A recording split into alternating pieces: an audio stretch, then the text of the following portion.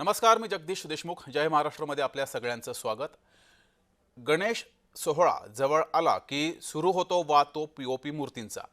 गेल्या अनेक वर्षांपासून हा वाद तसाच आहे. अनेक वेळा या संदर्भात न्यायालयात सुद्धा हा विषय गेलेला आहे. पीओपी मूर्तींवर बंदी घाला असं अनेक पर्यावरण प्रेमींनी म्हटलेलं आहे. तर पीओपी मूर्ती बनवणं सोपं आहे, त्यावर बंदी नको असं मूर्तिकारांचं म्हणणं आहे. सुरुवातीला हे संपूर्ण प्रकरण ते पाहूयात.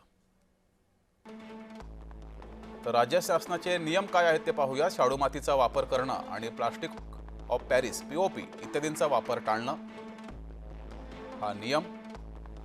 मूर्तींचं विसर्जन करताना नदी किंवा समुद्राचं प्रदूषण राखण्यासाठी उपाययोजना करणं हा सुद्धा नियम राज्य शासनानं घातलेला आहे. कृत्रिम तलाव किंवा विसर्जन कुंड वापरणं गरजेचं आहे.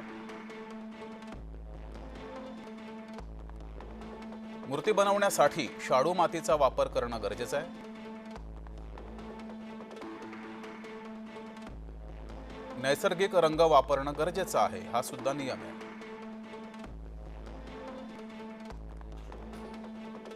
मूर्ती विकताना शाडू मातीच्या मूर्तीचं महत्त्व, पर्यावरण पूरकतेची जाणीव करून देणं. मूर्तिकार आणि गणेश मंडळांना शाडू माती अन्य आवश्यक साहित्यासाठी शासनाकडून मदत करणं.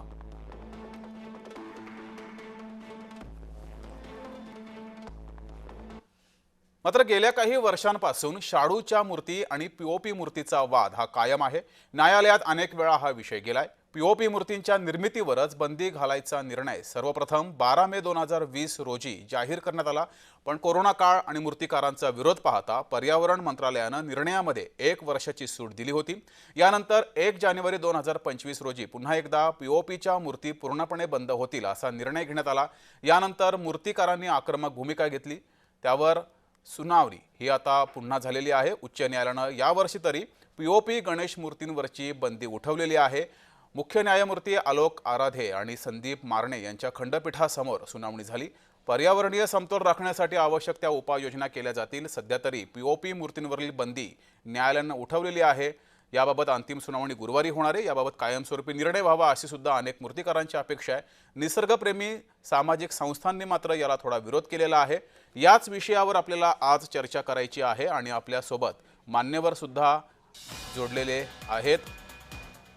पीओपी मूर्तींवरील बंदी ही असावी असं पर्यावरण प्रेमींचं म्हणणं आहे. तर मूर्तिकारांचं मात्र शाडूच्या मातीच्या मूर्ती बनवणं हे तसं जिकरीचं आहे, कठीण आहे. सोबतच या शाडूच्या मातीच्या मूर्ती ह्या जड असतात, त्यामुळं त्या एका ठिकाणाहून दुसऱ्या ठिकाणी नेणं सोपं नसतं. सोबतच शाडूच्या मातीच्या मूर्तींच्या किमती या जास्ती असतात.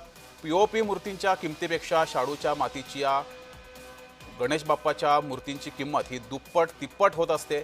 त्यामुळं मूर्तिकार सुद्धा पीओपी मूर्तीच बनवणं हे याकडे जास्त लक्ष देत असतात. मात्र पीओपी मूर्तींमुळं निसर्गाची हानी होते, त्यामुळं या मूर्तीवर बंदी असावी असं न्यायालयाचं म्हणणं आहे.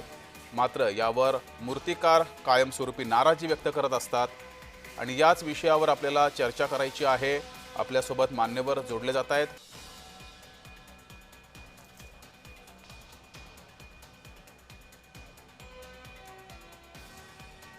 तर आपल्यासोबत गणेश खणकर भाजपाचे प्रवक्ते जोडलेले आहेत. सुरुवातीला त्यांच्याकडे जाऊया, बाकीही मान्यवर आपल्यासोबत जोडतील त्यांच्याकडे सुद्धा जाऊच. गणेश खणकरजी, न्यायालयाचा हा निर्णय समोर आलेला आहे. भाजपानं यासाठी विशेष प्रयत्न सुद्धा केलेले आहेत. आपली यावर पहिली प्रतिक्रिया? पहिली प्रतिक्रिया म्हणजे गणपती बाप्पा मोरया. बघा, असं आहे की महाराष्ट्रामध्ये गणेश उत्सवाचं एक आगळं वेगळं महत्व आहे आणि आपण गेली अनेक वर्ष पाहतोय की पीओपी मूर्ती, शाडू मातीच्या मूर्ती हा एक वाद सुरू आहे. हो, परंतु या राज्यामध्ये अशी शिलारती सांस्कृतिक मंत्री झाल्यानंतर त्यांनी या संदर्भात पुढाकार घेतला. बघा, 2 गोष्टी आहेत. एक, या गणेशोत्सवाला सांस्कृतिक परंपरा म्हणून आपल्या आयुष्यामध्ये एक मानाचं स्थान आहे, श्रद्धेचं स्थान आहे आणि ही परंपरा आपली राहिली पाहिजे, पर्यावरणाचं रक्षण झालं पाहिजे, हे सुद्धा मान्य आहे. परंतु याचसोबत आता या उद्योगावरती अनेक कुटुंब अवलंबून आहेत, मूर्तिकार आहेत, त्याच्यासोबत इतर काही सगळ्या बाबी ज्या गणेशोत्सवामध्ये आपण बघत असाल ती कसे मोठ्या प्रमाणावरती खरेदी केली जाते. एक वेगळ्या प्रकारचा एक ज्याला आपण उद्योग म्हणू शकतो, हा आता डेव्हलप झालेला आहे. हो. आणि या उद्योगालाही आपल्याला टिकवायचंय, रोजगारही टिकवायचा आहे, परंतु श्रद्धेलाही कुठेही तडा न जाता आपली सांस्कृतिक परंपरा देखील पुढे गेली पाहिजे. हे भारतीय जनता पार्टीचं, आमच्या महायुती सरकारचं पहिल्यापासूनचं धोरण आहे. आणि म्हणून या बाबतीतली आमची भूमिका आम्ही एकदम स्पष्ट केली. आज सुद्धा जी सुनावणी झाली आणि ज्यामध्ये जे काही मुद्दे आहेत किंवा छोट्या मूर्त्या असतील त्यांचं पारंपरिक पद्धतीने छोट्या तलाव जे मुंबई महानगरपालिकेच्या वतीने तयार केले जातात त्यामध्ये त्यांचं विसर्जन केलं जाईल व मोठ्या मूर्त्यांचं विसर्जन जे आहे ते परंपरेप्रमाणे आम्ही पर्यावरणाची पूर्ण काळजी घेऊ. त्यालाही पर्यावरणालाही कुठे धक्का लागून देणार नाही आणि विसर्जनाच्या बाबतीतही त्यांना काही सुविधांची आवश्यकता, विशेषतः ज्या मोठ्या मूर्त्या आहेत या अधिक आतपर्यंत घेऊन जाण्याची आपल्याला गरज लागणार आहे. तर त्यासाठी जी काही व्यवस्था आपल्याला करून द्यावी लागेल त्याची तयारी आम्ही सुरू केलेली आहे. आणि पर्यावरणाच्या दृष्टीने जे जे काही मुद्दे येत होते की त्या एका विसर्जन झाल्यानंतर जे ते सगळे प्रकार ज्याच्यावरती नेहमीच बोट ठेवलं जातं ते यावर्षी होणार नाही याची आम्ही पुरेपूर काळजी घेणार आहोत. त्यामुळे आपली जी श्रद्धा आहे किंवा पाण्यामध्ये विसर्जन झालं पाहिजे होय ते आपण करू. त्याच वेळेला पर्यावरणाचा देखील मान राखला पाहिजे होय त्याची सुद्धा आम्ही काळजी घेणार आहोत. त्यामुळे मला वाटतं न्यायालय आमच्या बाजूने निर्णय देईल. कदाचित न्यायालयाची नाराजी असेल पण आम्ही ती स्वीकारायची तयारी ठेवलेली आहे. कारण या महाराष्ट्रातल्या परंपरेला पुढे न्यायचंय, कुठेही त्यामध्ये बाधा येणार नाही. पण त्याच्यासोबतच अनेकांचा रोजगार मूर्तिकारांचा असेल, इतरांचा असेल, जे डेकोरेशनच्या कामामध्ये भाग घेत असतात त्यांचाही रोजगार टिकला पाहिजे ही आमची भूमिका आहे. आणि आम्ही प्रामाणिकपणे या सर्वांना एकत्रित केलं, त्यांची भूमिका समजून घेतली आणि त्यांनाही कुठे बाधा येणार नाही याची काळजी घेत हा सण उत्सव अगदी उत्साहात साजरा व्हावा म्हणून आम्ही प्रयत्न करतोय. मला असं वाटतंय की आजच्या सुनावणीमध्ये जो विषय समोर आलेला आहे त्याने आमची मागणी मान्य होईल आणि हा उत्सव असाच जल्लोषात साजरा होईल अशी आमची अपेक्षा. ठीक आहे. आपल्यासोबत संदेश चव्हाण सुद्धा आहेत, मंडळाचे अध्यक्ष आहेत ते. संदेशजी, सुरुवातीला हे समजावून सांगा. संदेश चव्हाण यांच्याकडे आपण जाऊच, मात्र आपल्यासोबत आता पवार गटाचे अमोल मातेले सुद्धा जोडलेले आहेत. अमोलजी, प्रत्येक वेळेस दरवर्षी गणेशोत्सव आला की पीओपी मूर्तींचा वाद हा समोर येतो. कायमस्वरूपी काहीतरी उपाय असावा असं आपल्याला वाटत नाही? नक्की वाटतं. राज्य सरकारने यावरती तातडीने पावले उचलली पाहिजे. जे मूर्तिकार आहेत म्हणजे मूर्ती बनवण्यापासून तर विसर्जनापर्यंत पर्यावरणाला हानी पोहोचणार नाही अशा प्रकारच्या मूर्ती घडवल्या पाहिजेत. त्या ठिकाणी जे मूर्तिकार आहेत, कारखानदार आहेत, जे पेंटर आहेत त्यांचा देखील रोजगाराचा प्रश्न निर्माण होतो. या ठिकाणी एसओपी तयार केली गेली पाहिजे, त्याची सनद तयार केली पाहिजे आणि अशा पद्धतीने मूर्तीचं विसर्जन झाल्यानंतर देखील ते पाण्यामध्ये जेव्हा आपण विसर्जन करतो त्याचा देखील पाण्यामध्ये जाऊन प्रदूषण होणार नाही याची देखील आपण काळजी घेतली गेलेली पाहिजे. परंतु सरकारने ठोस उपाययोजना केली गेली पाहिजे. पण ठोस सरकार नुसतं अनास्था दाखवते. म्हणजे आता गणपती उत्सव जो आहे, गणेश उत्सव हा ही महाराष्ट्राची संस्कृती राहिलेली आहे, परंपरा राहिलेली आहे आणि दिवसेंदिवस हा सण मोठा होत चाललेला आहे, वाढत चाललेला आहे, याची व्याप्ती देखील वाढलेली आहे आणि महाराष्ट्राचं अनुकरण इतर देशामध्ये, इतर राज्यांनी देखील त्याचं अनुकरण केलेलं आहे. त्याच्यामुळे गणेश उत्सवाला किती महत्व आहे. परंतु हे सरकार नुसतं हिंदूंचं सरकार आहे, परंतु हिंदूंच्या सणांवरतीच ते या ठिकाणी ज्या पद्धतीने उपाययोजना करायला पाहिजे त्या करताना दिसत नाही. कारण सरकारचं या ठिकाणी ढिसाळ कारभार आहे.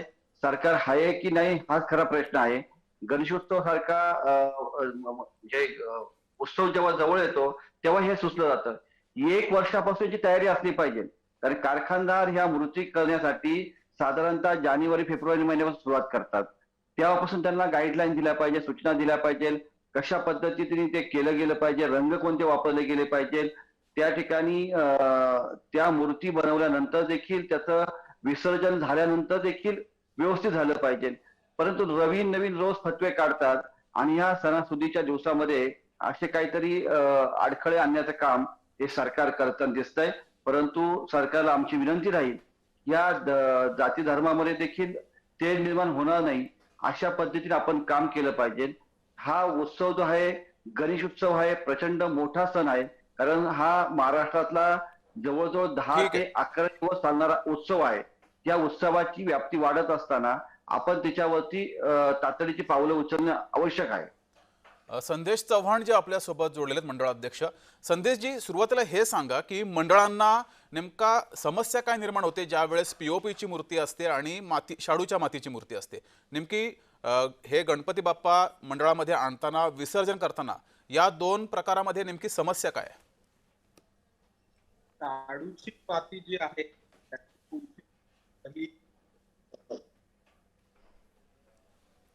मुंबई संदेशजी यांचा आवाज पोहोचत नाहीये, पुन्हा त्यांच्याकडे जाऊच.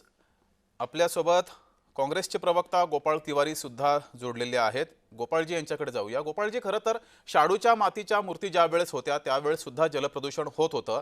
आता पीओपीच्या मूर्ती आहेत त्यामुळे जरा जास्त जलप्रदूषण होत आहे. मात्र जलप्रदूषण होऊ नये यासाठी एक ठाम उपाययोजना, एखादा मार्ग काढू शकत नाही का आपण? निश्चितच कदमजी.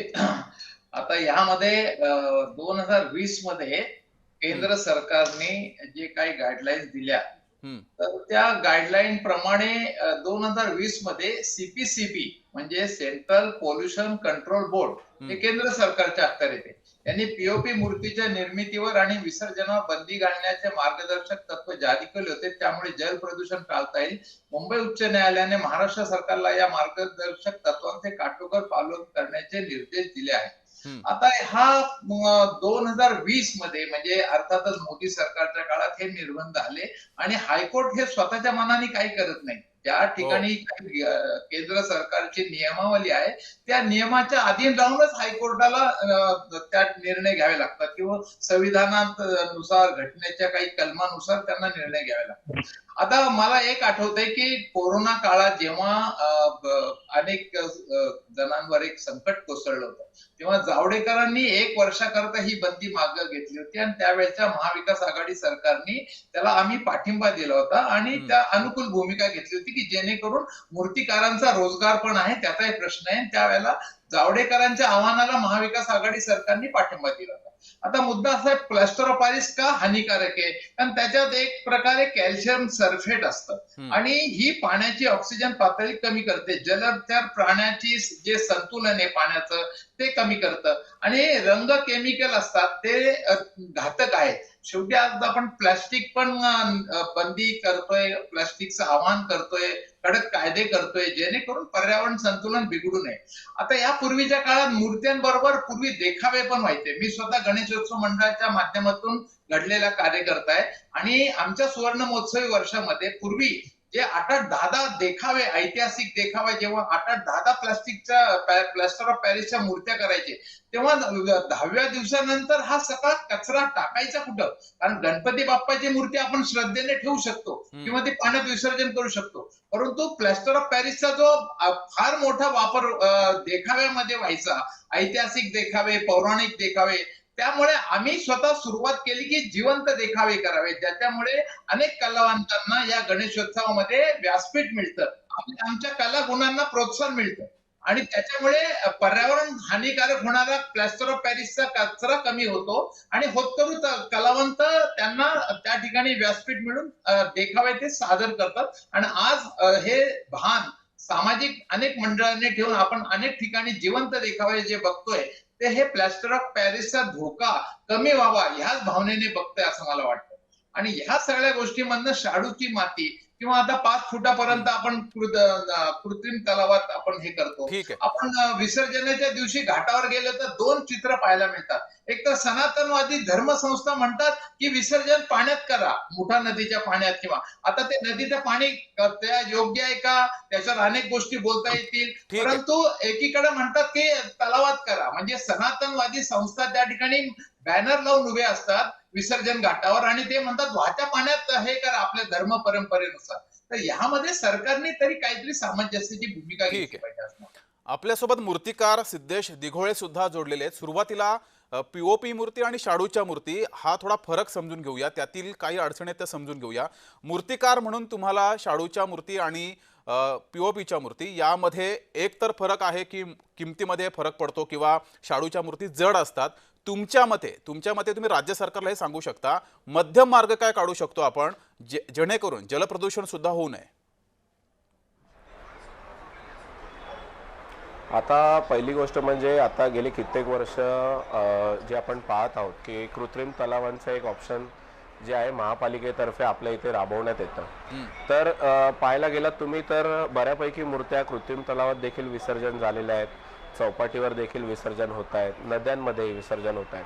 परंतु जर कृत्रिम तलावांचं जे प्रमाण आहे ते जर समजा वाढवलं आपण एका पर्टिक्युलर लेवलला जर समजा आपण वाढवतोय तर मग कुठेतरी त्याच्यावरती आपल्याला अजून एक योग्यरित्या आळा घालता येऊ शकतो. जे आपल्याला नैसर्गिक स्तोत्रामध्ये जे विसर्जन जर समजा तुम्हाला नाही करायचं तर मग एक पर्टिक्युलर टाईप जो आपण एखादं मॉडेल आखून ह्या गोष्टींवरती आपण ऑप्शन नक्कीच काढू शकतो. परंतु ते बॅन करणं हा त्याच्यावरती मला तर वाटतं एक पूर्णतः बॅन करणं हा उपाय नाही आहे. तसं आहे ह्यामध्ये काही एक मध्यबिंदू निघावा. परत त्याच्यानंतर मग विसर्जन प्रणाली आहेत, ज्या काही विसर्जन प्रणाली आहेत त्यांच्यामध्ये जर एका प्रकारे जर समजा सुधार झाला तर ह्या गोष्टी निश्चितच सुखकर होतील. मंडळाच्या असं मूर्ती माझं 20 मत ते आहे. 25 फुटाच्या असतात, ते सुद्धा कृत्रिम तलावामध्ये विसर्जित करू शकतात. नाही नाही, ते कृत्रिम तलावामध्ये विसर्जन नाही करता येणार. कारण बघा कसं आहे की त्यासाठी तेवढी जागा, परत त्याच्यानंतर तेवढीच डेप्थ असलेली कृत्रिम तलावं बनवणं शक्य आहे का नाही हे तर महापालिका त्यांच्या पातळीवरती ठरवू शकतात. परंतु एवढ्या मोठ्या मूर्त्या ज्या गणेश मूर्ती आहेत ह्या तरी माझं म्हणणं आहे की ह्या कृत्रिम तलावामध्ये सध्या तरी विसर्जन नाही करता येणार असं. तेच उत्तर त्यामुळे अनुत्तरितच राहते ना की जर पीओपी मूर्तींमुळे जलप्रदूषण होत असेल, घरगुती मूर्ती तुम्ही कृत्रिम तलावामध्ये विसर्जित करू शकता, मोठ्या मूर्तींचं काय? गणेशजी, मोठ्या मूर्तींसाठी काही मार्ग काढू शकतो का आपण?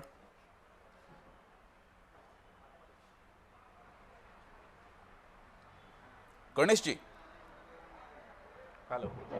बघा असं आहे की आज जी काही माहिती समोर आलेली, बघा मोठ्या मुद्द्यांच्या बाबतीत मात्र आपल्याला समुद्राशिवाय काही हा पर्याय असू शकत नाही, किंवा त्या बाकीच्या ठिकाणी नद्यांशिवाय हा पर्याय असू शकत नाही. कारण हे 10, 12, 15 फुटाच्या मोठ्या मूर्त्या आहेत. या मूर्त्या पीओपी शिवाय बनवल्या जाऊ शकत नाही. बघा एक मी गोष्ट स्पष्ट करतो की काही जण बोलायचं म्हणून बोलतायत, एकमेकांना यातलं काही भीती नाही आहे की मुळात गेली वर्षभर या मूर्तिकारांच्या बाबतीत त्यांच्या समस्या काकोडकरांची समिती जी राजीव गांधी काम करते त्यांच्याकडनं आपण या संदर्भातला अहवाल मागून घेतला. काकोडकरांनी जो अहवाल दिला यानंतर पीओपीच्या बाबतीत जी काही भूमिका मांडलेली होती त्यात त्यांनी या बाबतीतला जो विषय होता तो अगदी स्पष्टपणे क्लिअर झालेला आहे. त्यामुळे आपण यामध्ये पर्यावरणाचा विषय करत असताना आपण खोल समुद्रामध्ये पीओपीच्या मूर्तींचं विसर्जन करून समुद्राचं देखील पावित्र्य राखलं जाईल, पर्यावरणाचं सुद्धा राखलं जाईल असा मध्यमार्ग आपण काढतो. गेली वर्षभर या बाबतीमध्ये आशिष शेलारजी महाराष्ट्र सरकार प्रयत्न करतंय. मूर्तिकारांबरोबरचा समन्वय असेल किंवा मग या विषयातलं प्रेझेंटेशन असेल, मी गेली वर्षभर आपण करतोय. म्हणून आज जो मार्ग निघालेला आहे की 5 फुटापर्यंतच्या ज्या मूर्त्या आहेत या आपण कृत्रिम तलावामध्येच करणार आहोत. घरगुतीच्या गणपतीच्या मूर्ती आहेत त्या छोट्या पीओपीच्या असतील, शाडूच्या असतील, त्या देखील तिथेच जातील. केवळ मोठ्या सार्वजनिक मूर्त्या ज्या आहेत या मात्र जातील. पण आता मी मगाशी म्हणालो तसं की त्या खोल समुद्रामध्ये त्याचं विसर्जन आपल्याला करण्याची व्यवस्था करावी लागेल. ही महाराष्ट्र सरकारने, मुंबई महानगरपालिकेने तयारी सुरू केलेली आहे. अधिक दुसऱ्या दिवशी जो काही विषय होतो तो होणार नाही या बाबतीत आपण काळजी घेणार आहोत आणि यावर्षी तुम्हाला त्यातला बदल दिसेल. ठीक आहे. आपल्यासोबत ठाकरे गटाचे प्रवक्ता अनिश गाढवे सुद्धा आहेत. अनिशजी, आजचा खरं तर विषय हा राजकारणाचा नाहीये, श्रद्धेचा आहे, संवेदनशील असा विषय आहे. तुमच्याकडे या संपूर्ण प्रकरणावरती काही उपाय आहे का? बघा, आपण जे अगदी योग्य म्हणालात, हा राजकारणाच्या पलीकडचा विषय. विषय ज्यावेळेस पर्यावरणाचा येतो त्यावेळेस राजकारण बाजूला देखील ठेवलं गेलं पाहिजे. विषय येतो शाडूच्या मूर्त्या आणि पीओपीच्या. आजपर्यंत आपण एक पारंपरिक पद्धत पाळली होती. पीओपी हे स्वस्त असायचं आणि पीओपी वजनाला हलकं असायचं आणि पीओपी हे बजेट फ्रेंडली असायचं. मी इको फ्रेंडली म्हणणार नाही, पण बजेट फ्रेंडली असायचं. अगदी मूर्तिकारांना सुद्धा आणि खरेदी करणाऱ्यांना सुद्धा. बरोबर आहे. आता इथे विषय येतो सार्वजनिक गणेशोत्सवांचा आणि विषय येतो घरगुती गणेश मूर्त्यांचा. घरगुती गणेश मूर्त्या बनवू शकतो का? तर होय, नक्कीच बनवू शकतो. 2 फुटांच्या आतपर्यंत शाडूच्या मातीच्या मूर्त्या ह्या शक्य आहेत आणि 2 फुटांच्या वरती मला वाटतं आणि मूर्तिकार चांगलं सांगू शकतात.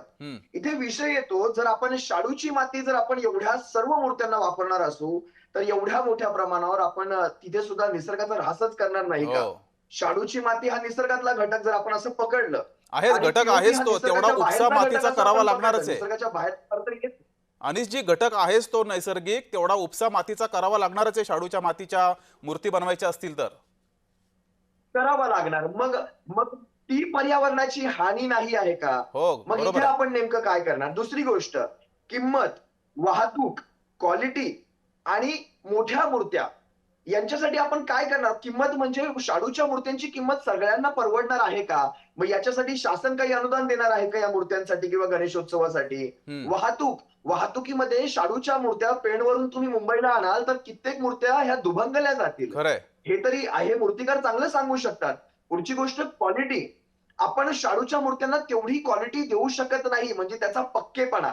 आता राहतो प्रश्न, तुम्ही मला विचारला तुमच्याकडे काही उपाय आहे का? हो. बघा, मोठ्या मूर्त्या ह्या आपण कृत्रिम तलावामध्ये विसर्जन करू शकत नाही, ही फॅक्ट आहे. एवढ्या मोठ्या आकारांचे कृत्रिम तलाव तयार करणं हे महापालिकेला सुद्धा किती शक्य आहे, ही सुद्धा एक विचाराची गोष्ट आहे. आणि एवढ्या छोट्याशा कालावधीमध्ये, आता 1.5-2 महिन्याच्या कालावधीमध्ये अशा प्रकारचे कृत्रिम तलाव उपलब्ध होऊ शकत नाहीत.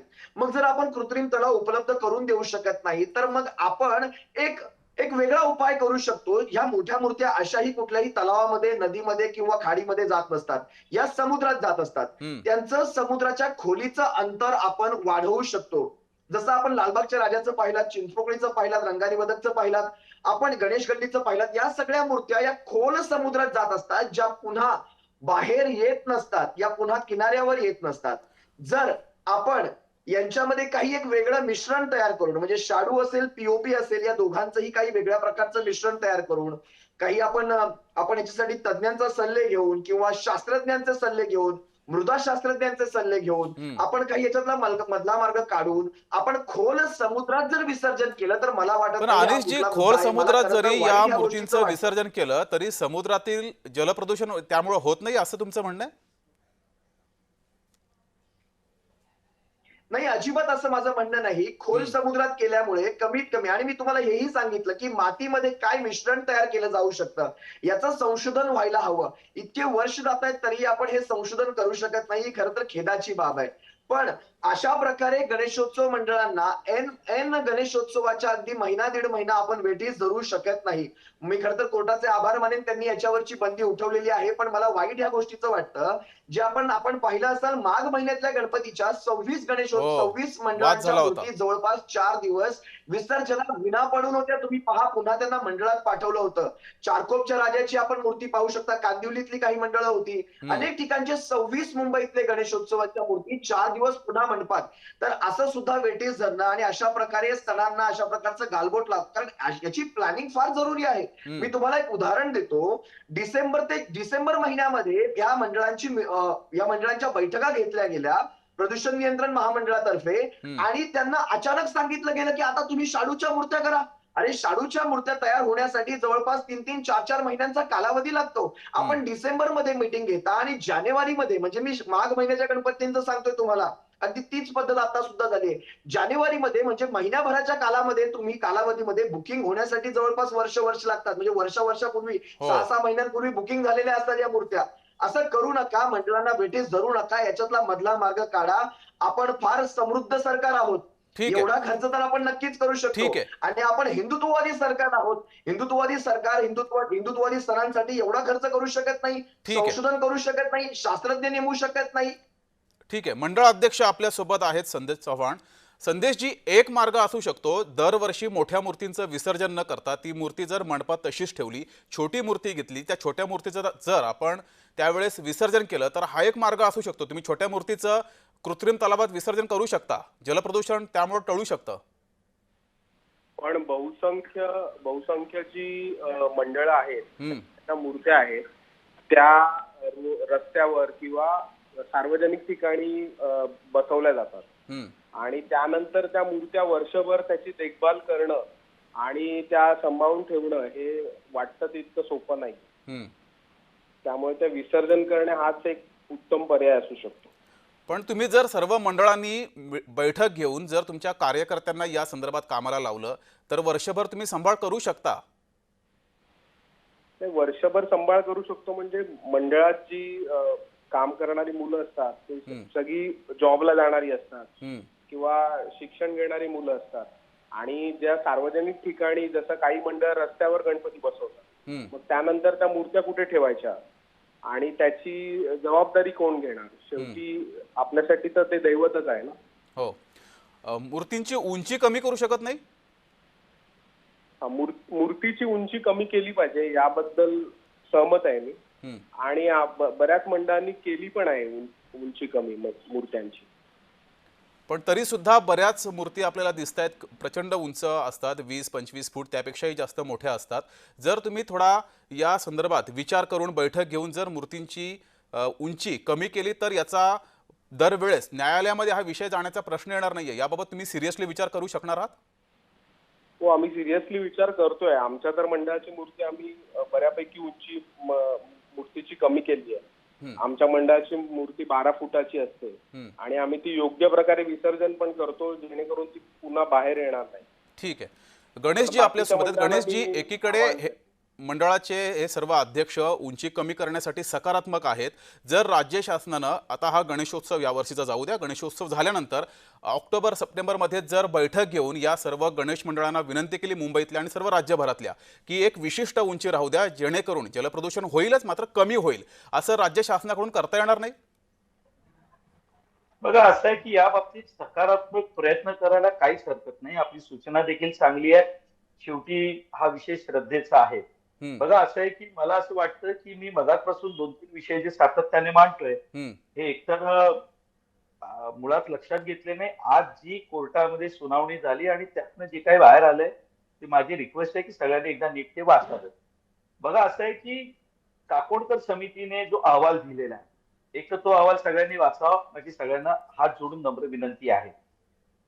काय होतंय की वारंवार आपण प्रदूषणाचा विषय मांडताना त्यांनी त्यावेळेला जे काही सांगितलेलं आहे ते एकदा आपण समजून घेतलं पाहिजे. बघा, असं आहे की शेवटी ज्या वेळेला आपण विकासाच्या दिशेने जात असतो त्यावेळेला एकत्रितरित्या शहरं उभी राहिली की त्याची संस्कृती परंपरा आल्यानंतर कुठे ना कुठे ह्या तुमच्या पर्यावरणाचा विषय हा येणारच आहे. व्यक्ती एकत्रित आल्यानंतर कुठे ना कुठे तडजोड ही तुम्हाला करावीच लागेल. आणि म्हणून आम्ही पहिलंच सांगितलं नाही, हे न्यायालयात सांगितलंय म्हणून तर विषय पुढे गेलाय. यामध्ये मग सरकारने काय केलं पाहिजे? सरकारने तयारी सुरू केलेली आहे की या सर्व मूर्त्या या खोल समुद्रामध्ये आपण विसर्जित केल्या तर त्या दृष्टीने पर्यावरणाची नाही ना, हा मार्ग असू शकत नाही ना गणेशजी. खोल समुद्रात जरी या मूर्ती विसर्जित केल्या तरी खोल समुद्रामध्ये सुद्धा जलप्रदूषण होणारच आहे ना. मासे तिथे सुद्धा आहेत ना. बघा, असं आहे की किनाऱ्यावर आणि ते पुन्हा वाहून सगळं किनाऱ्यावरती येणार हा दुसरा प्रश्न. मी तेच सांगतोय की दरवर्षी हा जो सगळा प्रकार होतो आणि मग दुसऱ्या दिवशी पेपरमध्ये याचे फोटोज आणि मग काही पर्यावरणवादी आणि मग बाकी ज्यांची श्रद्धा असते ते सुद्धा या विषयावरती चर्चा करत राहतात आणि त्यानंतर पुढच्या विषयांना चालना मिळते. याच्यावर काय उपाय करता येईल तर तो उपाय आपण यावर्षी करतोय की अधिक खोल समुद्रात जाऊन विसर्जन करून. तुम्ही जो मला आता प्रश्न विचारलात ना की यामध्ये मूर्तीची उंची कमी करता येईल का, तर आता इथे संदीप चव्हाण बसले म्हणजे मी त्यांचं स्वागत करेन की जर त्यांनी स्वतःहून एखाद्या मंडळाने जर का विषय घेतला त्याचं पालन करायचं ठरवलं. बघा, असं आहे देशमुख साहेब, अनेक मंडळांना एक वेगवेगळी परंपरा आहे. मी सुद्धा बरोबर आहे, मान्य आहे, ते मान्य आहे. माझ्या घरी गणपती येतो आणि मी एका सार्वजनिक नवरात्रोत्सव मंडळात खूप मोठं माझं योगदान असतं. मी स्वतः सगळा उत्सव साजरा करतो. शाडूच्या मातीच्या मूर्ती या 2-2.5 फुटाच्या वर तुम्ही नाही वापरू शकत. त्या मूर्तीचं पावित्र्य राखावं लागतं. ही मूर्ती उचलताना, ती तिथून घेऊन जाताना, ती ट्रकमध्ये बसवताना थोडा जरी त्या मूर्तीला धक्का जरी लागला तरी डोळ्यातनं पाणी येतं. कारण आम्ही 9-10 दिवस त्या मूर्तीला जीवाप्रमाणे जपलेलं असतं आणि म्हणून शाडू मातीच्या मूर्त्या 2-2.5 फुटाच्या वर नाही जाऊ शकत. आणि जसं हे मूर्तिकारही म्हणाले आणि श्रद्धा आहे की बाकी पीओपीच्या मूर्तीमध्ये जो तुम्ही कृत्रिमपणा आणू शकता, त्याची रंगसंगती करू शकता, त्याची सजावट करू शकता, ती त्या ठिकाणी. बघा, शेवटी असं आहे, एकदा तुम्ही जर का त्या शेवटची आरती झाली आणि मग आपण तांदूळ पायावरती सोडले की त्या मूर्तीचं विसर्जन करणं हे भाग असतं. आपण ती मूर्ती तिथे नाही ठेवू शकत, हे लक्षात घ्या. मूर्ती जागेवर आणताना त्यामध्ये आपण प्राण प्रतिष्ठा करतो. खरंय. ती प्राण प्रतिष्ठा आल्यानंतर मग आपल्या मनातला एक भाव असतो, आणि मी अंधश्रद्धा नाही म्हणत, मी स्वतः नाही, अनुभवलेला श्रद्धा आहे, ही श्रद्धा आहे. की त्या मूर्तीमध्ये जी 10व्या दिवशी जी काही त्यामध्ये जो जिवंतपणा आलेला असतो ना, तो आम्ही स्वतः दरवर्षी अनुभवतो. म्हणजे विसर्जन करताना आमच्या डोळ्यात पाणी असतं साहेब. त्यामुळे हा वाद असेलच की त्याची उंची किती किंवा पीओपी. बघा, असं आहे, या गणेशोत्सवाने तुम्हाला स्वातंत्र्य मिळवून दिलं हो. या गणेशोत्सवाने तुमच्या अनेक ठिकाणी क्रांती झाली ना हो. सामाजिक विषय असतील, मांडायचं स्थान कुठलं होतं साहेब? अहो, हेच तर होतं ना. माझ्या बरोबरचे अंशुमन विचारे असतील, गुरु ठाकूर असतील, किंवा आज ज्याला तुम्ही अवधूत गुप्ते, ही आमच्या बरोबरची मित्रमंडळी साहेब या गणेशोत्सवालाच आम्हाला दिली आहेत. अमोल बावडेकर ठीक असतील, आहे. त्याचे वडील सुहास बावडेकर असतील, यांना आम्ही नैपथ्य करताना रात्रभर बघितलेला कृष्णनगरच्या नाक्यावर. ही मंडळी यातच मोठी झालेली आहेत. त्यामुळे हा विषय आपण वेगळ्या पद्धतीने विचार करावा असं मला कायम वाटतं, आणि ठीक आहे. सगळ्यांनी विचार करायची माझी विनंती सुद्धा आहे. गणेशजी, यावर एक मार्ग असा आहे की जर एकतर मातीच्या मूर्ती जरी विसर्जित केल्या तरी सुद्धा नैसर्गिक हानी होणारे, पाण्यामध्ये सुद्धा हानी होते, काही प्रमाणात कमी होईल. मात्र इतकी माती जर खोदायची असेल तर ती निसर्गाची हानी आहेच. दुसरी गोष्ट, पीओपीच्या मूर्ती असतील तर जलप्रदूषण सुद्धा होत आहे. या सर्व गोष्टींवर एक उपाय आहे की जर मूर्तींची उंची आपण कमी केली, 5 फुटापर्यंत जर मूर्तींची उंची केली, तर या मूर्ती, मंडळाच्या मूर्ती सुद्धा 5 फुटांच्या पर्यंत असतील तर या मूर्तींचं आपण कृत्रिम तलावामध्ये विसर्जन करू शकतो आणि त्या पीओपीचा आपण पुनर्वापर करू शकतो. म्हणजे कुठल्याही प्रकारची हानी होणार नाही. हा एक मार्ग दिसतोय. यामध्ये आणखी काही मार्ग असतील तुम्ही सांगा. मात्र हा एक मार्ग आहे की 5 फुटापर्यंत मूर्ती असतील त्याचा पुनर्वापर होऊ शकतो, निसर्गाची हानी टळू शकते. मी मूर्तिकारांकडे जातोय. मूर्तिकार आपल्यासोबत सिद्धेश दिघोळ आहेत. सिद्धेशजी, जर तुम्हीच ठरवलं की आम्ही 5 फुटापेक्षा मोठी मूर्त बनवणार नाहीच, आता संदेश चव्हाण मंडळ अध्यक्ष सुद्धा आहेत, ते सुद्धा सकारात्मक आहेत की मूर्तींची उंची कमी असावी. जर तुम्ही सुद्धा सहकार्य केलं, 5 फुटापेक्षा मोठी मूर्ती आम्ही बनवणार नाही असं जर ठरवलं, तर सर्वच प्रश्न सुटतायत ना. दरवर्षी न्यायालयात जायची गरजच नाहीये ना. बघा, पहिली गोष्ट म्हणजे कसं आहे की मूर्तींची उंची कमी केली तरी मूर्तींची संख्या तेवढीच राहते. आज तुम्ही जर मुंबईतला जर समजा एक नाही, संख्या वाढू द्या ना, प्रश्न नाहीये. संख्या वाढण्याचा प्रश्न नाहीये. 5 फुटापर्यंत मूर्ती असेल ना, कृत्रिम तलावामध्ये विसर्जन करू शकतो आणि त्या पीओपीचा पुनर्वापर होईल. त्यामुळे जलप्रदूषण होणार नाही, कुठल्याच प्रकारचं प्रदूषण होणार नाही. हा इकडच्या पुनर्वापर, मोठ्या मूर्त्यांचा सुद्धा पुनर्वापर करता येईल. पण मोठ्या मूर्ती कृत्रिम तलावामध्ये विसर्जित करू शकत नाही ना, हा प्रश्न आहे. नाही नाही नाही नाही नाही बघा, कसं आहे की जर आता याच्यामध्ये कसं आहे की तुम्ही या सगळ्या गोष्टी बघत असताना तुम्ही एक उत्सवाची खोली सुद्धा बघणं गरजेचं आहे. आज तुम्ही उत्सवाची डेप्थ बघा काय आहे. आज मुंबईतला गणेशोत्सव कुठल्या बेसिसवर चालतो, कुठल्या म्हणजे स्पेसिफिकेशनवर चालतो, ह्याचा सुद्धा तुम्ही एकदा अभ्यास करणं गरजेचं आहे. पुण्यामध्ये प्रचंड उत्साह असतो. पुण्यामध्ये सुद्धा मुंबई इतकाच उत्साह असतो. पुण्यामध्ये मूर्ती छोट्या असतात. एकदम व्यवस्थित, खूप चांगल्या प्रकारे बोलले. परंतु तुम्ही हाच एकदा तुम्ही सर्व इतर मंडळांना घेऊन तुम्ही एकदा करून पहा, त्या मंडळांचं काय म्हणणं आहे. इतरही मंडळांचं तुम्ही म्हणणं ऐकून घ्या की बाबा त्यांची काय तयारी आहे, ते कुठल्या प्रकारे सहकार्य करू शकतील, किंवा आपण जे विसर्जन प्रणाली, जी मागाशी पण मी म्हणालो की बाबा विसर्जनावरती जर समजा आपण व्यवस्थित काम केलं तर कदाचित त्या गोष्टी सॉल्व्ह होण्यासारख्या. काय काम करणार विसर्जनावर, काय काम करणार, त्याच्यामध्ये पूर्णतः चेंजेस करणं काय गरजेचं नाही. तुम्हीच सांगा मार्ग. विसर्जनावरती असं काय काम करू शकतो ज्यामुळे जलप्रदूषण होणार नाही. एका ठराविक ठिकाणी जर समजा आपण विसर्जन केलं तर कुठे करणार? 20-25 फुटाच्या मूर्ती घेऊन जाता येतील.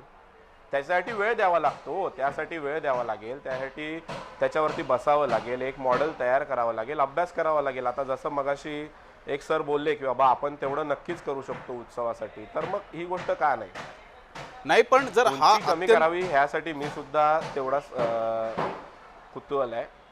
बोला. बरं. आणि सिद्धेशजी, तुम्ही पीओपी मूर्ती कृत्रिम तलावामध्ये विसर्जित केल्यानंतर या पीओपीचा पुनर्वापर करण्यास सुद्धा सकारात्मक आहात का? तुम्हीच म्हणजे सर्वच मूर्तिकार. हो, मी सकारात्मक, मी त्या बाजूनेच बोलतोय ना की ह्या ज्या काही कृत्रिम तलावात ज्या मूर्त्या जाणार आहेत त्यांचं आपण रिसायकलिंग करू शकतो. ठीक आहे. गणेश खनकरजी, जर मंडळ हा तुमच्याकडे येतोय, जर मंडळ अध्यक्ष किंवा हे सर्व मुंबईतले राज्यभरातले सर्व मंडळाचे अध्यक्ष जर तयार असतील छोट्या मूर्तीचा वापर करण्यासाठी आणि जर मूर्तिकार सुद्धा 5 फुटापर्यंत मूर्ती तयार करण्यासाठी सकारात्मक असतील आणि यांचा कृत्रिम तलावामध्ये जर विसर्जन होऊ शकतं आणि या पीओपीचा जो निसर्गाला हानी होते त्याचा जर पुनर्वापर होत असेल तर निसर्गाची हानी होणार नाहीये, हे जर सर्व सकारात्मक असतील तर राज्य सरकार सकारात्मक असणार आहे का? बघा देशमुखजी, नक्कीच सकारात्मक असणार आहे. मी तुम्हाला परत एकदा सांगतो, आपण पुणे आणि मुंबईची तुलना केली. साहेब असं आहे, पुण्यामध्ये गणपती बाप्पांची आरास, म्हणजे मी लहानपणी जे मला आठवतं तेव्हा दगडूशेठ हलवाईचा गणपती बघू, कसबा पेठेचा बघू, तर दिव्यातली रोषणाई असेल, तुमच्या मिरवणुका 24 तास पुण्यामध्ये चालतात. हा पुणेकरांचा श्रद्धेचा भाग आहे. साहेब मुंबईमध्ये आपल्या गणपतीची ओळख काय आहे? लालबागचा राजा, गणेश गल्ली, तेजूकाया, खेतवाडीचा, चिंचपोकळीचा राजा, प्रत्येक ठिकाणच्या साहेब गणपती बाप्पाला तिथल्या परिसरातल्या राजाचं नाव दिलेलं आहे. त्या मूर्त्या, त्यांची ती म्हणजे मिरवणूक साहेब, म्हणजे मी अनुभवलंय, मी मुंबईकर आहे. म्हणजे लालबागचा राजा निघतो, मुंबईचा राजा निघतो, ते एकमेकाकडे बघतात आणि पुढे जातात. साहेब चिंचपोकळीच्या त्या विशाल बाप्पाची मिरवणूक, साहेब अंगावर रोमांच आणतं ना. आपण आता ह्यामध्ये काय इमेज करणार? नाही, ते खरं आहे, पण निसर्ग सुद्धा महत्वाचा आहेच ना आपल्याला. जर त्यासाठीच तर आपल्याला न्यायालय प्रत्येक वेळेस ठणकावून सांगत असतं ना. पण हे बघा, माझं यातलं स्पष्ट म्हणणं आहे, जिथे व्यक्ती आहे तिथे त्याची संस्कृती आहे. व्यक्तीने समाज निर्माण होतो आणि समाज टिकावा, समाजाला आपली ओळख व्हावी म्हणून त्याची परंपरा ही पुढे चालली पाहिजे. आणि या परंपरेमध्ये आज आमचा गणपती बाप्पा आहे.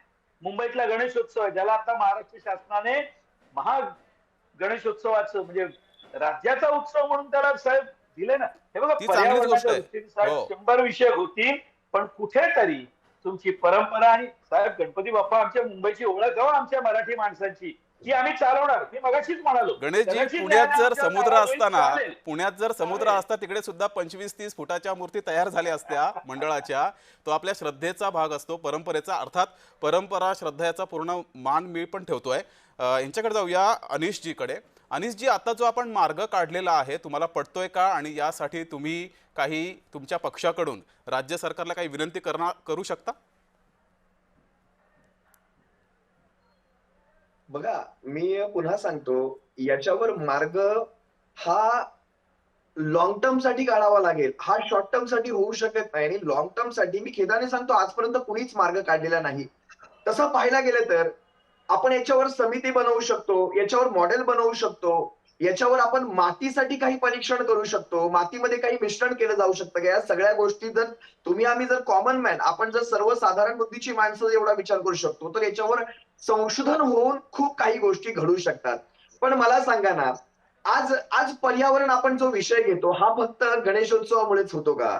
आज आरे कॉलनीतली एवढी झाडं कापली गेली, तिथे कुणालाच काहीच वाटलं नाही.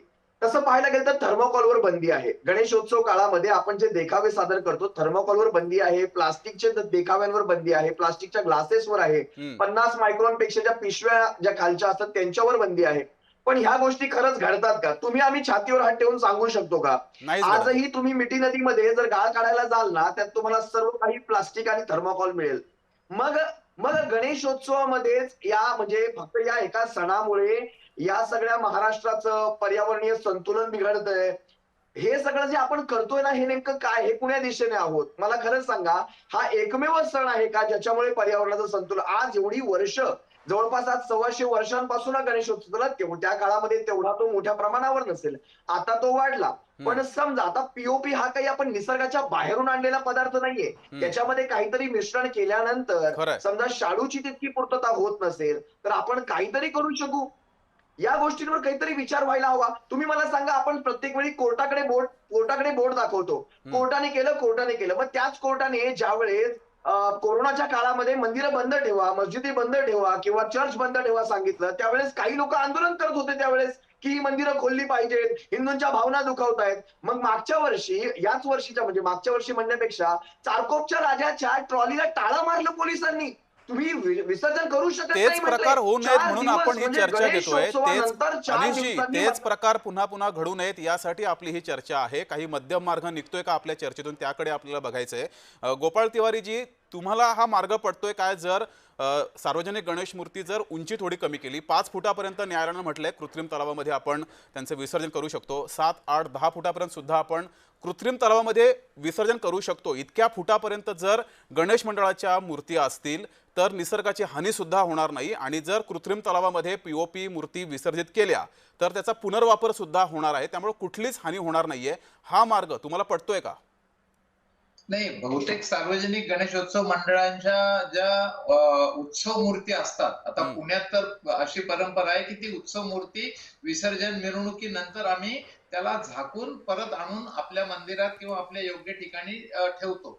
आणि जी पूजेची मूर्ती असते, पूजेची याची 10 दिवस पूजा अर्चा विधी संपन्न मार्गाने सगळं आम्ही करत असतो त्या ठिकाणी, तेव्हा ती विसर्जित होते. ती बहुतांशी शाडूची असते. मुद्दा असा आहे की आपल्याला सांगितलं की पूर्वी प्लास्टर ऑफ पॅरिसच्या अनेक मूर्त्या देखाव्याच्या माध्यमातून व्हायचा, आणि सार्वजनिक गणेशोत्सव मंडळाच्या कार्यकर्त्यांना निश्चितच सामाजिक भान आहे. म्हणूनच ही क्रांती होतीये की तो जो कचरा प्रचंड मोठा अनेक मूर्त्यांचा असायचा, पौराणिक देखावे वगैरे वगैरे, तर तो कमी होऊन आता जिवंत देखावा त्या ठिकाणी त्याचं स्थान घेत आहे. आणि हे सगळं असाच एखादा मार्ग हा होऊ शकत नाही का गणेश मूर्तींबाबत? नाही नाही, हे बघा, माझ्याकडे जी नियमावली जी आहे ती आता त्याच्यात असं दिले की 5 फुटांपेक्षा जास्त उंचीच्या मूर्त्या सार्वजनिक या नैसर्गिक जलाशयांमध्ये विसर्जनासाठी परवानगी आहे, परंतु यासाठी काही अटी लागू आहेत. विसर्जनानंतर दुसऱ्या दिवशी स्थानिक प्रशासनाने म्हणजे महापालिकेने, नगर परिषदेने या मूर्तींचे अवशेष जलाशयातून काढणे आणि त्यांचा वैज्ञानिक पद्धतीने पुनर्विचार करणे, विल्हेवाट करणे असं आहे. तर ही नियमावली ही माझ्याकडे आहे, परंतु या नियमावली स्पष्टता आली पाहिजे. आज तुम्ही राज्याच्या गणेशोत्सवासाठी मी काल पुण्यातल्या महापालिकेत जी काही एक सभा झाली त्याच्यात असं ऐकली की 500 कोटी दिलेले. मग 500 कोटी जर दिले तर मग शाडूच्या मूर्तिकारांना किंवा आता अनिलजी म्हणले त्याप्रमाणे शाडूच्या मूर्तींना अनुदान देण्याचा विचार आहे का सरकारचा? या सगळ्या गोष्टी व्हायला पाहिजेत ना. आपली धर्म, संस्कृती, परंपरा, आमचे आता गणेशजींनी खूप छान आठवण सांगितली की खरोखर समाज प्रबोधनासाठी त्यावेळेला काँग्रेसचे नेते लोकमान्य टिळकांनी सार्वजनिक गणेशोत्सवाला प्रेरणा दिली. भाऊ रंगारेंनी पहिला गणपती सार्वजनिक पुण्यात बसवला आणि त्याच्यामधनं समाज प्रबोधन होण्याकरता हे सगळं होत आलं. पूर्वीच्या सरकारांनी अक्षरशः म्हणजे अष्टविनायक सारखे मार्ग देखील तिथे केले, एमटीडीसी स्थापन केली, राज्याच्या अनेक गोष्टी, सोयी सुविधा केल्या. तर ही संस्कृती, महाराष्ट्राची वैभवशाली परंपरा, आपली आस्था, धर्म आणि हे सगळ्या संस्कृती हे टिकल्या पाहिजे, हे श्रद्धेचा भाग आहे. एमटीडीसी अष्टविनायक साठी सरकारांनी खूप काही चांगल्या चांगल्या गोष्टी केलेल्या आहेत. पर्यटन स्थळ विकसित केली, पालखी मार्ग सुधारले, तिथे पर्यटन स्थळ त्या ठिकाणी निर्माण केली. तर ह्या सगळ्या गोष्टी आहेत. आता विघ्नहर्ता पुरस्कार वगैरे हे पोलीस मित्र मंडळ देत आहे. कारण का की जेणेकरून उत्सव करताना त्याच्यात विकृती नसावी, संस्कृती जोपासली जावी, आणि हीच त्याच्या मागची भूमिका. ठीक आहे गणेशजी. गोपाळ तिवारी काँग्रेसचे लोकमान्य टिळक हे नेते होते, हे बोलायला विसरले नाहीत मात्र त्यामध्ये. गणेशजी, मी तुमच्याकडे येतो. अनिशजींना काही बोलायचंय? देशमुख, माझा आवाज येतो तुम्हाला? हा, बोला बोला, येतोय. माझा एक साधा इथे अनिशजी बोला. अनिशजी, माझी एक साधी सूचना आहे इथे. माझी सूचना अशी आहे, बघा, कित्येक मी मोठ्या मंडळांमध्ये मी सध्या ही गोष्ट सर्रास पाहतो. मोठ्या ज्या मूर्ती असतात, ज्या विशिष्ट 10, 12, 15 फुटांच्या वरच्या असतात, त्या मूर्त्यांना जागेवरच घडवलं जातं आणि जागेवरच त्याला डिसेंबल केलं जातं. खरं तर धर्माचार्यांशी बोलून यामध्ये काही अशाच प्रकारचा एखादा उपाय निघतोय का? ज्या लहान मूर्ती असतात, ज्यांची प्राणप्रतिष्ठापना होते, त्या मुख्यतः शाडूच्या असतात, त्यांचं विसर्जन आपण नैसर्गिक स्रोतांमध्ये करू शकतो, किंवा जर पीओपीच्या असतील तर आपण कृत्रिम स्रोतांमध्ये करू शकतो. आणि ज्या मोठ्या मूर्ती असतात त्यांचं विसर्जन अशा प्रकारे, ज्या पीओपीच्या असतात मुख्यत्वे, त्यांचं विसर्जन आपण नैसर्गिक स्रोतांमध्ये न करता जागेवरच धर्माचार्यांशी बोलून आपण त्या मूर्तींच्या बाबतीत काही करू. बघा, त्या मूर्ती काही अशा फार नसतील ज्यांची उंची 20 फूट 25 फुटांच्या वरच्या असतील. या विशिष्ट 50-100 पर्यंत जास्तीत जास्त मुंबई सारख्या महानगरात असू शकतात. मग त्याच मूर्त्यांचा फक्त प्रश्न उपस्थित होतो. नाहीतर बहुतेक ठिकाणी या लहानशा मूर्त्या, ह्या मी जवळपास आकड्यांमध्ये सांगायचं तर 90% जास्त मूर्त्या या कृत्रिम तलावातच सध्या जातात. आणि तोच एक सोयीस्कर मार्ग असतो. नैसर्गिक स्रोतांमध्ये असंही कोणीही मूर्त्या घेऊन जात नसतं. तर या मोठ्या मूर्त्यांच्या बाबतीत एखादी कमिटी असावी आणि त्यात धर्माच्या बाबतीत ज्ञान असलेल्या लोकांनाही त्यात घ्यावं. ठीक आहे. कारण त्यातून कुठेही या कुठल्याही या उत्सवाला विघ्न लागू नये. फक्त एवढंच माझं सांगणं आहे. अनिशजी, ही सूचना चांगली आहे. आपण गणेशजी यांच्याकडे जाऊया. गणेशजी, या सूचनेवर तुम्ही कसा विचार करताय? बघा, एक तर अमोल मातेलींनी त्यांचं मत मांडलं असेल, पण बघा थोडस जरा तुम्ही जर का आपल्या सनातन या विषयामध्ये नाही, येतो अमोलजी, येतो तुमच्याकडे, वेळ आहे आपल्याकडे. गणेशजींचा एवढा प्रभाव आहे चॅनलवरती की आम्हाला बोलणं सुरू देत नाही. ते आतापर्यंत 5 ते 6 वेळा बोलले. अमोल मात्र फक्त एकच बोलले. तुम्ही येतो चर्चेला येतो बोलवलं, दुसऱ्यांदा आम्हाला परत येतो. बोलवलं नाही. गणेशजी, मी तुमच्याकडे येतो. अमोलजी तुमच्याकडे माझा येतो. विषय अमोलजी एवढा सांगा आहे. उपाय. त्यांनी अमोलजी विषय उपाय सांगा. मांडला. सगळ्यांना मान्य होईल असा उपाय सांगा. खनकर साहेबांनी सांगितलं की आशिष शेलारजी मागच्या 1 वर्षापासून या मंडळांच्या मृत्यूसाठी किंवा त्या मंडळांच्या प्रयत्न करत असतात. तर आशिष शेलार मंत्री कधी झाले? डिसेंबर महिन्यामध्ये. आता महिना चालू की तो कोणता आहे? जुलै. म्हणजे 6 महिने झाले. म्हणजे ते सरळ खोटं बोलतात. ही भारतीय जनता पार्टीच्या प्रवक्त्यांची ही भूमिका नेहमीच आहे. म्हणजे बोलायचं पण रेटून बोलायचं. आता मग सांगा, 5 फुटाची मूर्ती आपण जर कृत्रिम तलावामध्ये विसर्जन केलं तर कसं शक्य आहे? म्हणजे तुम्ही गणरायाला सुद्धा हाईट मध्ये लिमिटेशन देणार? ही भक्तीची नियमावली? हे चाललंय काय या राज्यामध्ये? पीयूपीच्या मूर्तीला लाल गोल चिन्ह लावणार, मूर्ती विकत घेताना भाजीपाला आहे का काय? म्हणजे काय करते सरकार? म्हणजे आपण एखादी मूर्ती घ्यायला गेल्यानंतर त्याची नोंद वही घेतली जाते, मूर्ती विक्री नाही, जणू काय बॉर्डरवरून कुठेतरी मूर्ती आणणाऱ्याची नोंद केली जाते, चौकशी केली जाते. अशा पद्धतीने आपला सण साजरा करायचा का? लोकमान्य टिळकांनी शुद्ध भावनेतून त्यावेळेला सगळे जाती जमातीचे लोक एकत्र आले पाहिजेत, सण उत्सव साजरे केले गेले पाहिजे, ही त्या मागची भूमिका होती. आज नैसर्गिक स्रोत जरी समुद्र असेल किंवा काही तलाव असतील, त्या ठिकाणी देखील सांडपाणी जाऊन त्या ठिकाणी मोठ्या प्रमाणावरती, आता समुद्राची तुम्ही गोष्ट घ्या, समुद्रामध्ये किती सांडपाणी जाऊन ते सगळं समुद्र राहिलाय का? तिथे काळं पाणी झालेलं आहे. आणि आपण त्या ठिकाणी मूर्तीला विसर्जन करतो. परंतु राज्य सरकार, महानगरपालिका हे काहीच भूमिका घेत नाही. आता पवईला एक तलाव आहे, त्या तलावामध्ये ठाणा, मुलुंड त्या ठिकाणी झोपडपट्ट्या वसल्या डोंगरामध्ये. त्या झोपडपट्ट्यांचं संपूर्ण सांडपाणी त्या तलावामध्ये येतं. तलावामध्ये आल्यानंतर जलपर्णी निर्माण तो तर होते. आणखीन भयंकर प्रश्न आहे. तो तर भयंकर आणखीन प्रश्न आहे. तुमच्याकडे मार्ग आहे का यावर? मी सांगतो ना, जलपर्णी काढण्यासाठी करोडो रुपये खर्च केले जातात. मुंबईकरांच्या खिशाला विनाकारण भूदंड दिला जातो. पण राज्य सरकार, महानगरपालिका छोटी चूक का आहे? त्या ठिकाणी या ठिकाणी एक्सपर्ट जे आहेत, सायन्स आहेत, सायन्टिस्ट आहेत, IIT सारखी, पवई सारखी या ठिकाणी मोठी संस्था आहे, त्या लोकांना एकत्रित करून ज्याप्रमाणे जसं मंडळाच्या अध्यक्षांनी सांगितलं, मूर्तिकारांनी सांगितलं की मातीचं परीक्षण केलं गेलं पाहिजे. म्हणजे सुरुवातीपासून माती मूर्ती घडवण्यापासून तर विसर्जनापर्यंत कुठेही प्रदूषण होणार नाही याची आपण काळजी घेतली पाहिजे. मंडळांची ही मोठी परंपरा राहिलेली आहे. आपण जर 5 फुटावर मूर्ती आणल्या आणि कृत्रिम तलावामध्ये विसर्जन केलं तर ह्या ज्या मिरवणुका काढल्या जातात, ढोल ताशेच्या ताफा मोठा असतो, त्या ताफ्यामध्ये जवळजवळ 1 वर्षभर महिला भगिनी असतील, तरुण युवक असतील, हे तयारी करतात, शाळकरी मुलं तयारी करतात. त्या ठिकाणी त्यांच्यावरती विरोधन येणार नाही का? पण जर मंडळ तयार असतील, मूर्तिकार तयार असतील तर राज्यकर्त्यांना काय प्रॉब्लेम आहे?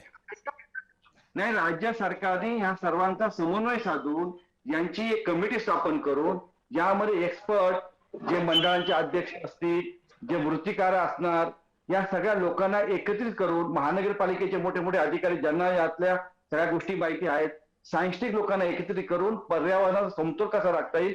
परंतु आपली जी श्रद्धा आहे, भावना आहे, परंपरा आहे, ही एक प्रकारचा सण आहे, त्याला कुठेही गालबोट न लागता पर्यावरण पूरक आपण. अमोलजी, ज्यावेळेस लोकमान्य टिळकांनी हा गणेशोत्सव सुरू केला त्यावेळेस 20 किंवा 25 फुटाची मूर्त नव्हती, यानंतर सुरू झाल्यात.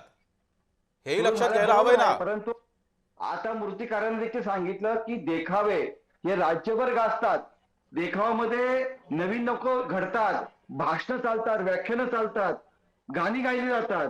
त्या ठिकाणी मूर्तिकार मंडळामध्ये आपण सांगितलं 1-1 वर्ष मूर्ती सांभाळा, कसं शक्य आहे मला सांगा? ते शक्य मुंबई नाहीये शहरात म्हणून दुसरा मार्ग आपण काढलाय, 5 फुटापेक्षा छोटी ठेवा. किंवा अनिश जी म्हणाले जागेवर जर तयार होत असेल जागेवर विघटन होऊ शकतं.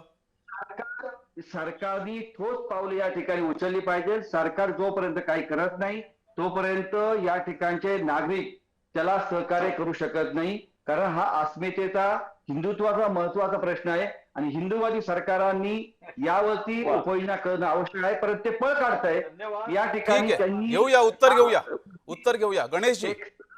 गणेशजी पळ काढताय तुम्ही असं म्हणतायत ते अमोलजी. काय म्हणजे असं आहे की कुठल्या तरी विषयावरी गणपती बाप्पाचा विषय सुरू आहे. हो बघा असं आहे साहेब, आपण ज्या वेळेला खनकर साहेब बोललो का? मूर्तीची प्राण प्रतिष्ठा ज्या वेळेला आपण अहो मागे आता मी शांत ऐकलं, आता गप्प बसा ना. कशाला आपण शांत वाजायचं? आता शांत बसा ना आता तुम्ही. तुमची तुतारी वाजली, मी बोललो का मध्ये? शांत बसा ना उद्या. थोडं ऐकून घ्या. तुमचं प्रवचन मला टाकलं, मी ऐकतोय. आपली परंपरा अशी आहे, आपण मूर्तीमध्ये प्राण प्रतिष्ठा करतो आणि ज्या वेळेला आपण उत्तर पूजा करतो त्यावेळेला त्याला ही पार्थिव हा शब्द वापरला जातो. लक्षात घ्या. आणि आपल्या हिंदू संस्कृतीनुसार वाहत्या पाण्यात त्याचं विसर्जन करणं ही आपल्या संस्कृतीमधला जो भाग आहे, जो आपण सनातन पद्धतीने करत आलेलो आहोत. आता इथे जो काही तुम्ही मार्ग सांगताय ना, की समजा मूर्तीचं तिथेच विघटन करणं किंवा आता जसं मगाशी म्हणाल बा वर्षभरी मूर्ती सांभाळणार कशी? स्वाभाविक आहे की सार्वजनिक ठिकाणी याचं काही म्हणजे होऊच शकत नाही. म्हणजे ठीक आहे, याची चर्चा होऊ शकते, पण इट इज नॉट पॉसिबल, हे शक्यच नाहीये.